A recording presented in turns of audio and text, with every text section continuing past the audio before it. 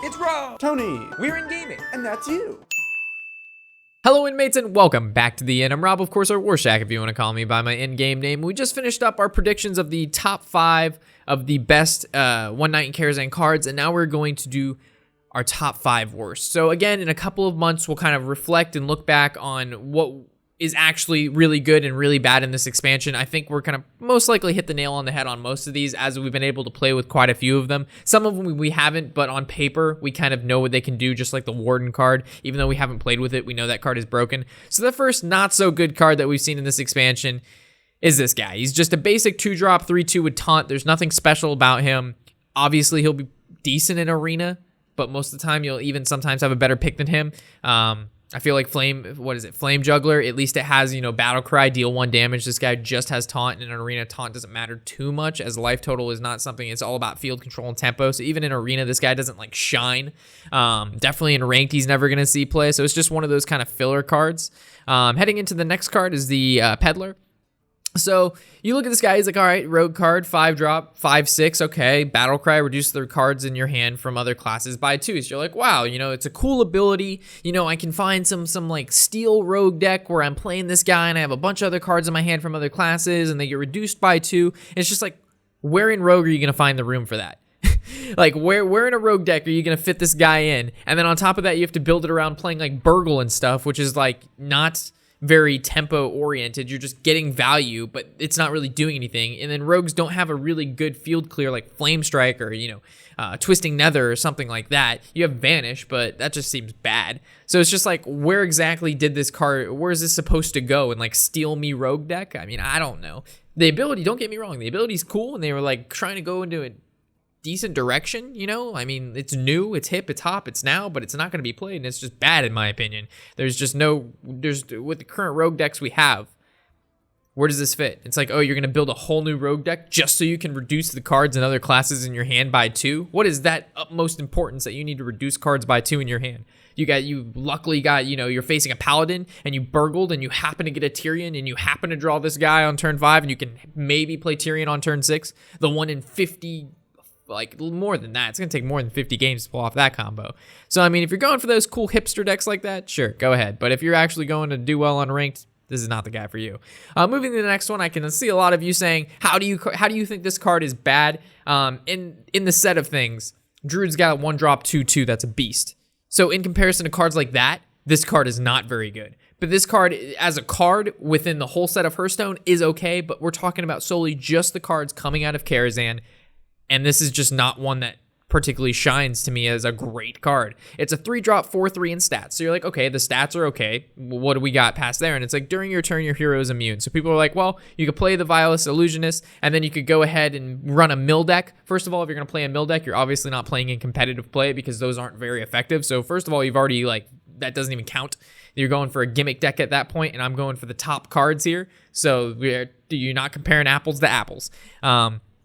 And then it's like, oh, you could play this guy in a warrior deck, and when you attack, with a weapon into a creature, you don't take damage.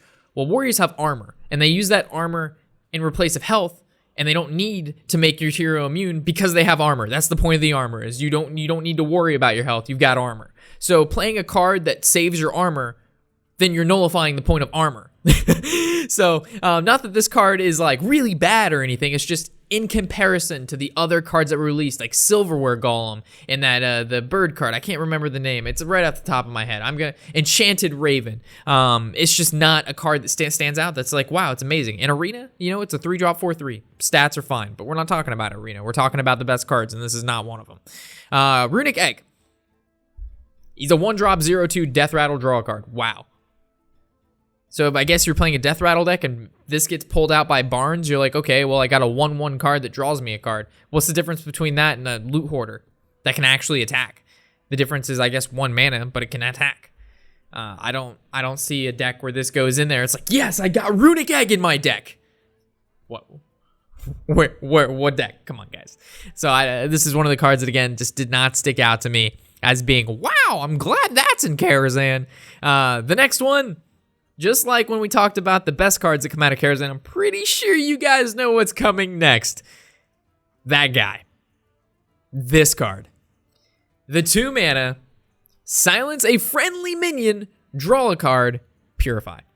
So the reasoning, I don't even know how to get into this card without actually getting mad. The reason behind a card like this was some players like to play with shitty cards and win, was one of the like reasons that they played this card. Was like, oh, some players like playing with shitty cards, and then when they win, they get more they get happier because they won with a shitty deck. Who the fuck plays like that? I'm going to fill my deck with garbage, and then I'm going to lose 90% of the time, which is going to make me unhappy for a lot of the time. And then the one game I win, it's going to somehow overpower the 95 or 99% of the losses I have. Hell no. I'm going to be upset 99% of the time, be happy 1%. So, this card is just trash. It is absolutely horrible. I'm gonna run a Silence Priest deck, and it's gonna be I'm gonna play a 4-drop 7/7 and silences so it can attack. Fucking shamans have a 4-drop 7/7 that can attack without having it to be silenced. You don't need Eerie Statue. You don't need that garbage. You don't need Purify. You just play shaman and win. You Doomhammer double Rockbiter. GG skill. So this kind of wraps up our top 5 worst cards. I don't understand. No, just no. This card is bad. You're paying for an expansion to get a card you'll never use.